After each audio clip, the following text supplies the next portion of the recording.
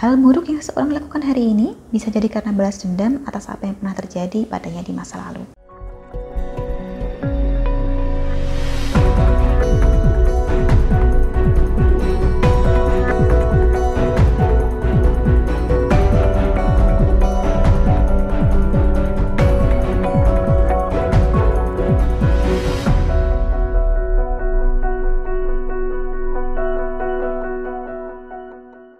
Salam Rahayu, kembali lagi dengan saya Dewi Suntari. Apa kabar Anda?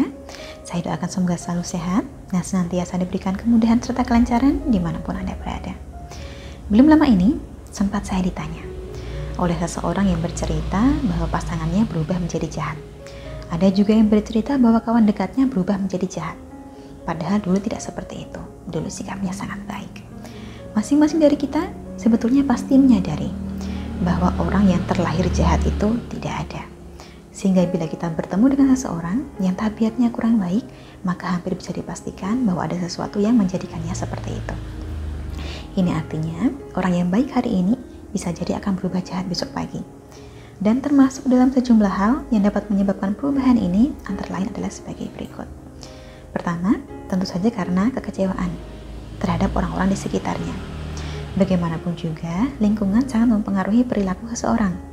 Hal buruk yang seseorang lakukan hari ini bisa jadi karena balas dendam atas apa yang pernah terjadi padanya di masa lalu.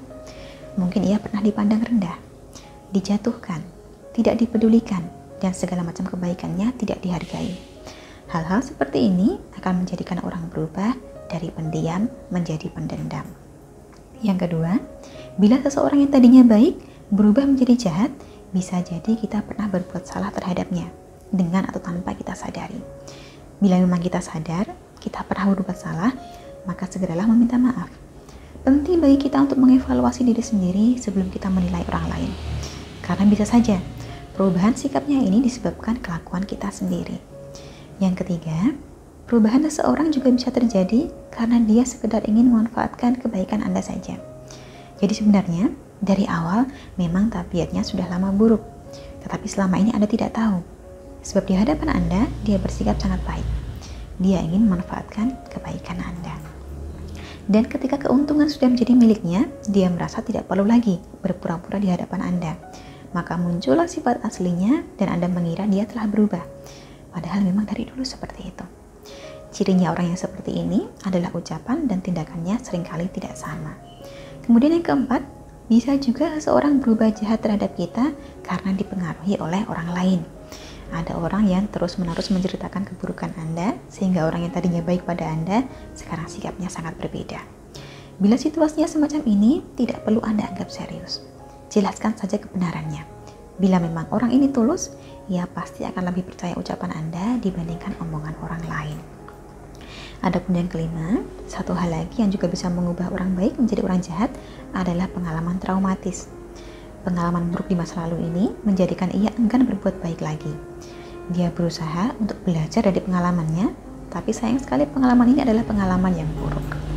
Apakah ini artinya, bila kita berhadapan dengan orang jahat, kita harus selalu mengalah dan mentolerir kejahatan tersebut? Tidak. Pengalaman buruk kita, sakit hati kita, kekecewaan kita, bukanlah alasan untuk berbuat jahat pada orang lain. Kita boleh melihat pengalaman masa lalu sebagai penyebab sifat buruknya, tetapi tidak boleh melihat pengalaman masa lalu sebagai pembenaran atas sifat buruk tersebut. Tetaplah bijak ketika menjalin hubungan dan jangan pernah bertahan dengan seseorang yang hanya mengejar keuntungan dari Anda. Jangan sampai Anda terjebak dalam hubungan yang tidak sehat. Sampai di sini, kurang lebihnya demikian dapat saya sampaikan seputar mengapa orang baik bisa berubah menjadi orang jahat. Terima kasih banyak untuk Anda yang telah menyaksikan. Sampai jumpa di kesempatan selanjutnya dan salam Rahayu.